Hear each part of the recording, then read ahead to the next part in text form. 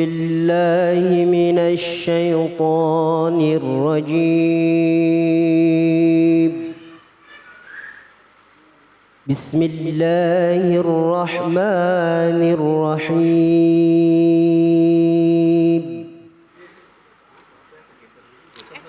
يا أيها الذين آمنوا اتقوا الله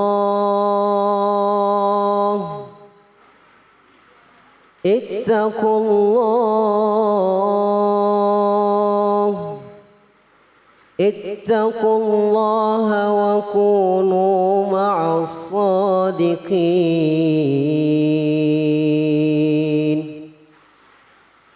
اتقوا الله وكونوا مع الصادقين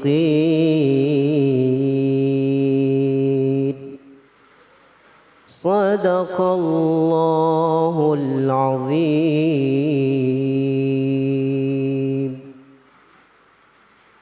Sadaqallahul Azim. Surah At-Taubah ayat 119 sudah sama-sama kita simak, dan ayat ini begitu mengena ke dalam hati kita. Perintah Allah agar kita menjadi hambanya yang bertakwa. Dan ayat tadi juga dibacakan dengan merdu oleh Ustadz kita, Ustadz Salman. Terima kasih banyak Ustadz. Dan langsung kita simak kajiannya bersama dengan guru kita, Kiai Haji Khairul Huda Basir. Silakan. Baik, terima kasih Pak David. Assalamualaikum warahmatullahi wabarakatuh. Waalaikumsalam warahmatullahi wabarakatuh. Alhamdulillahilladzi ja'ala Ramadhana syahras siyam wa anzala fihi al-Qur'ana hudan lin-nasi wa bayyinatin minal huda wal furqan. Wassalatu wassalamu ala khairil anam sayyidina maulana wa habibina Muhammadin wa ala alihi wa ashabihi wa atba'ihi ila yaumiz ziham. Amma ba'du. Ma'asyiral hadirin, para jamaah sekalian, para saimin, para saimat yang dirahmati oleh Allah Ta'ala. Bagaimana kabar semuanya, sehat walafiat? Alhamdulillah. Sehat semuanya insya Allah. Sehat lahir dan sehat batin. Terlebih dengan suasana kita melaksanakan ibadah puasa. Bapak Ibu, para jamaah sekalian, pada kesempatan yang khidmah ini kita akan melakukan ta'lim dan kajian firman Allah Subhanahu wa taala, surah At-Taubah ayat 119. Berapa Ibu? 119. Pendek ayatnya, tapi luar biasa makna dan pesan-pesan yang terkandung di dalamnya. Subhanallah, inilah bukti betapa kalamullah, firman Allah itu menjadi hidayah, menjadi petunjuk, pemandu dan bimbingan kepada umat manusia ini. Alhamdulillah, berkenaan sekali ini tema kita tentang pentingnya kejujuran. Dan ibadah puasa kita ini hakikatnya adalah melatih dan mentraining kita, mendiklat kita bagaimana menjadi orang yang jujur, menjadi orang yang punya watak dan karakter yang jujur, yang benar.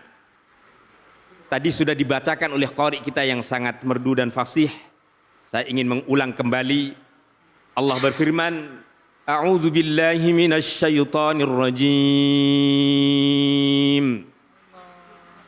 Ya ayyuhalladzina amanu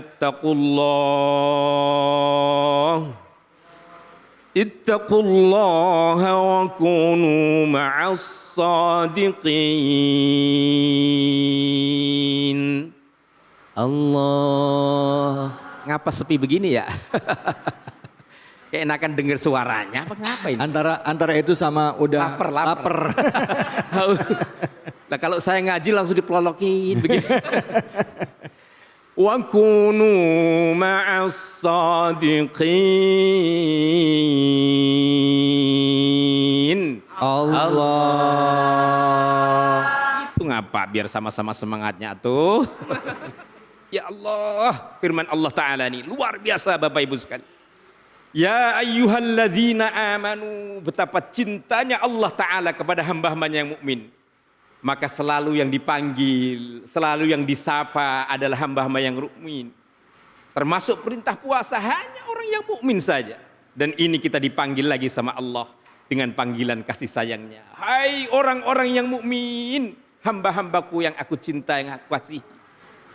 Perintah Allah Ta'ala kemudian setelah itu diingatkan kepada kita semua. Ittaqullah. Bertakwalah kamu kepada Allah Ta'ala. Takwa ini menjadi fondasi dan modal yang amat penting di dalam seluruh ajaran Islam. Termasuk kita tahu al-hadaful asasi atau final goal.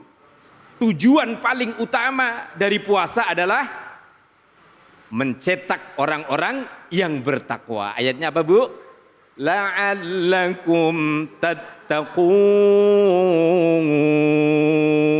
Di akhir perintah puasa Allah menjelaskan hikmah penting dari ibadah puasa itu adalah mengantarkan kita menjadi orang-orang bertakwa. Dan ini diperintahkan lagi kemudian kita menjaga takwa. Takwa itu secara sederhana adalah imtitharu awamirillah wajtinabu nawahihi.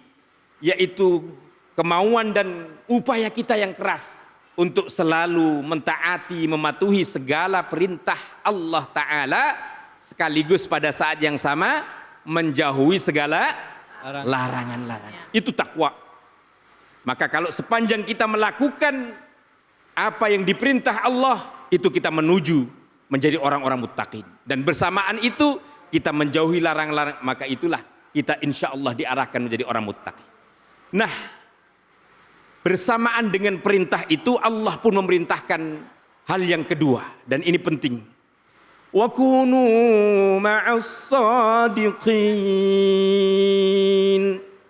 Wa kunu, dan wahai orang-orang yang beriman, jadilah kamu sekalian ma'as sadiqin, bersama orang-orang yang jujur, bersama dengan orang-orang yang benar, bersama orang-orang yang punya integritas yang kuat. Ini perintah Al-Quran. Tapi mohon maaf ibu bapak sekalian, ini boleh dengerinya sambil melotot tapi tetap paham ya. Dua perintah ini sesungguhnya bukan berdiri sendiri. Perintah ketakwaan dan perintah menjadi orang yang jujur dan membersamai orang-orang yang jujur. Ini perintah seakan Allah Ta'ala, sebagaimana diungkap oleh banyak ahli tafsir, menekankan betapa membersamai orang-orang yang jujur itu tampaknya menjadi wasilah, menjadi media, menjadi cara kita akan menuju orang-orang yang muttaqin. Tuh kuncinya. Sebagaimana tadi puasa menuju orang muttaqin, dan ternyata puasa itu juga mengajarkan kejujuran. Maka sesungguhnya dengan kejujuran itulah Allah Ta'ala seakan mengingatkan pesan yang asasi. Kalau kita mau jadi orang bertakwa, jadilah orang yang jujur. Kalaulah kamu masih belum mampu menjadi orang yang jujur sepenuhnya, maka bersamailah, pergaulilah, dan dekat-dekatlah dengan orang-orang yang jujur. Itulah ma'as sadiqin yang disebut di dalam surah At-Taubah ini, Bapak Ibu sekalian. Nah, para jamaah sekalian yang dirahmati Allah Ta'ala, dalam konteks kejujuran ini memang sesuatu yang menjadi prinsip dari ajaran Islam. Dan pentingnya ayat ini juga mengingatkan kepada kita supaya kita ini benar-benar selalu dekat dengan orang-orang yang jujur. Supaya kita ketularan. Tahu ketularan, Bu? Ya. Apa? Ya ketularan. Kecipratan, keimbas kejujuran dan kebaikannya. Karena ini penting. Dan karena itu pula kita harus pandai memilah dan memilih kawan, sahabat, dan teman yang mengarahkan kita kepada kejujuran. Karena kata baginda Rasulullah sallallahu alaihi wasallam, ar-rajulu yadinu ala khalilatihi. Bahwa orang itu biasanya beragama seperti agama teman-temannya. Ya. orang itu melakukan ajaran agama tidak jauh dari orang-orang yang ada di dalam sekelilingnya. Maka kemudian perintah Nabi, pilihlah teman yang dapat mengantarkan kepada kebaikan, yang dapat mempengaruhi kepada kebenaran dan kejujuran. Dan ini sangat penting Bapak Ibu sekalian, memilih teman yang mengarahkan kita untuk saling menasehati, saling memperkuat, saling mempengaruhi kepada kebaikan. Teringat oleh kita zaman dulu kalau diajarin guru-guru kita, kiai-kiai kita dalam kitab Ta'limul Muta'allim, kitab yang sangat terkenal dalam hal mengajarkan etika dan adab. Salah satu bunyi baitnya begini. Anil mar'i la tas'al wasal an qarinihi fa innal qarina bil muqarani yaqtadi fa in kana dha syarrin fajannibhu sur'atan wa in kana dha khairin faqarinhu tahtadi. Amin. Mau diterjemahin Ibu sekalian? Mau. Apa cukup satu syair, dua syairnya saja? Mengakhiri. Ini penting menjadi bekal kita supaya kita berlatih membiasakan diri menjadi orang jujur, dan pentingnya kita memilih teman dan lingkungan yang jujur. Karena itu akan mempengaruhi sekali dengan karakter dan watak kita. Kata muallim kita ini, anil mar'i la tas'al. Kalau kamu ingin tahu watak, karakter, sifat dan perilaku seseorang, jangan ditanya kepada yang bersangkutan. Pasti dia akan melakukan pembelaan dan akan membenarkan dirinya.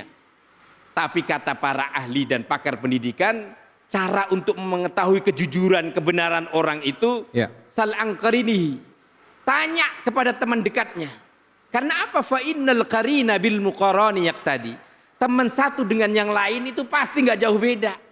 Kalau suka dusta, ngerumpi, ngegosip, Bu, ada nggak yang di sini? Pasti nanti yang lain-lain juga akan ngegosip. Wah, sana kemarin. Tapi kalau yang lain ngajak tadarrus Al-Quran, tahsinul Quran, tadabbur, insya Allah kita juga ke bawah. Yang suka-suka datang taklim, insya Allah ke bawah. Maka ayat bait berikutnya dikatakan fa in kana dza syarrin fajannibhu sur'atan. Kalau ada teman, kawan, karib, sahabat, siapapun berperilaku dan berperangai yang buruk, segera jauhi. Tapi wa in kana dza khairin, kalau dia bagus etikanya, sopan santunnya, selalu mengingatkan, mengajak kebaikan, faqarin hutah tadi. Segera peluklah dia. Pegang eratlah dia. Pasti insya Allah kita akan mendapatkan petunjuk dan jalan kebaikan dari Allah Subhanahu wa Ta'ala. Baik. Bapak Ibu sekalian, ini kajian kita. Tentu saya ingin menutup pantun supaya puasanya ini terasa terus segar. Dan insya Allah puasa kita diterima oleh Allah Ta'ala. Pantun yang biasa dilanggamkan. Kalau ada sumur di ladang, enggak. Kalau ada sumur di ladang, boleh kita jangan biasakan mandi di kali. Sekarang harus mandi di sumur aja. Kalau ada umur yang panjang, insya Allah kita dapat berjumpa kembali. Terima kasih. Wal-afu minkum wa dumtum fil khairi wal afiyah. Wassalamualaikum warahmatullahi wabarakatuh. Waalaikumsalam warahmatullahi wabarakatuh. Baik, alhamdulillah sudah jelas ya Ibu. Ada yang mau nanya nggak nih? Apa nggak usah nanya? Nanya. Silakan Ibu. Namanya siapa? Pertanyaannya apa? Assalamualaikum warahmatullahi wabarakatuh. Waalaikumsalam warahmatullahi wabarakatuh. Nama saya Ibu Popon Ponida dari Villa Mutiara, Cibitung, Bekasi. Mohon izin Pak Ustadz, saya mau bertanya, kalau kita berteman dengan orang yang jujur, kita kecipratan jujurnya. Bagaimana kalau kita berteman dengan orang-orang yang tidak jujur, yang suka berbohong? Itu saja Pak Ustadz, terima kasih. Wassalamualaikum warahmatullahi wabarakatuh. Waalaikumsalam warahmatullahi wabarakatuh. Silakan Ustadz. Menular nggak sih bohong itu Ustadz? Kata Ibu, kira-kira gitulah. Kalau ketemu teman yang jujur, kita ikut jujur. Nah kalau bohong, temannya pembohong, kira-kira ikut juga nggak kita? Iya. Pertanyaannya bagus dan kritis ini Ibu. Saya ketepatan pernah belajar tentang ilmu psikologi. Memang ada watak bawaan orang, behavior. watak dan perilaku bawaan dari lahirnya. Tapi juga ada watak dan perilaku yang dipengaruhi oleh lingkungannya. Dan itu dibenarkan dalam Islam. Kadang kita ini dalam lingkungan yang tidak bagus, itu meskipun kita punya bawaan bagus, bisa kemudian nyiprat. Itu tadi nyiprat, ketidakbagusannya. Begitu juga sebaliknya. Lingkungan yang bagus insya Allah akan mudah mempengaruhi kita menjadi orang yang benar, menjadi orang yang lurus. Ini dalam Islam juga dibenarkan dalam salah satu hadis Nabi Rasulullah SAW mengatakan, Ya. Mathalu jalisis salih wa mathalu jalisis su' kamathali jalisi sahibil miski wa kariril haddi, kata Rasul. Dan ada beberapa hadis berikutnya, saya pendek saja. Perumpamaan pergaulan orang yang bagus, orang yang salih, orang yang siddiq, yang benar, itu persis kita bergaul dengan orang yang penjual minyak misik, minyak wangi. Kata Nabi, kalau enggak kita mau beli, insya Allah kita dapat itu minyak misik. Minimal kalau enggak dikasih, enggak beli, kita kecipratan, keimbas bau harumnya misik. Enggak akan kita kemudian di toko minyak wangi misik, kecipratan bau jengkol. Gitu. Yeah. Nah, enggak. Begitu sebaliknya kata Nabi, kalau pergaulan kita dengan orang-orang buruk, pasti kita juga kena imbas itu. Itu kayak kita berada dalam suasana tukang pandai besi, kata Nabi. Yeah. Orang yang ada di tukang pandai besi, itu pasti kalau nggak keimbas kebakar tubuhnya, kebakar badannya, atau paling nggak kena sengatan bau besi yang terbakar yang tidak enak itu. Karena ibu bapak sekalian, itu tadi sejak awal, alhamdulillah tema kita. Pergaulan itu sangat penting. Meskipun saya tutup dengan satu ayat dalam surah Fatir ayat 18. Sesungguhnya keburukan itu adalah milik pelakunya masing-masing. Dan kemudian tidak berimbas kepada diri kita sepanjang kita tidak melakukannya. Ya. Allah berfirman, وَلَا تَزِرُ وَازِرَةٌ وِزْرَ أُخْرَى. Allah. Tuh kalau lupa ya. Wala taziru waziratun, dan tidak akan memikul dosa orang yang berbuat dosa wizra ukhra, dosa orang-orang lain. Jadi apa yang dilakukan dosa dia yang memikul akibatnya dan orang lain terbebas darinya. Baik. Itu jamaah sekalian jawaban saya. Terima kasih, semoga ini bermanfaat. Baik, alhamdulillah, terima kasih banyak Ustadz atas jawabannya, terjawab ya Bu ya. Baik pemirsa, jangan kemana-mana, kita akan lanjut lagi. Tetaplah di Cahaya Hati Indonesia. Ya.